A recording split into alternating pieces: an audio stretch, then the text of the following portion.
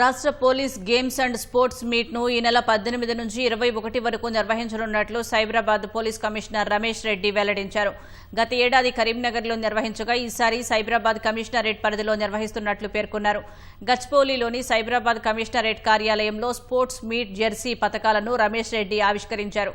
ఈ sports meet ను రోడ్డు భద్రతలో భాగంగా ప్రభుత్వం ప్రారంభించిన ఎరైవ్ ఎలైవ్ కార్యక్రమం ఇతివృత్తంతో నిర్వహిస్తున్నట్లు సిపి తెలిపారు. తెలంగాణ పోలీసులు అంతర్జాతీయ స్థాయిలో క్రీడల్లో రాణించడమే దీని ప్రధాన ఉద్దేశమని సిపి వివరించారు.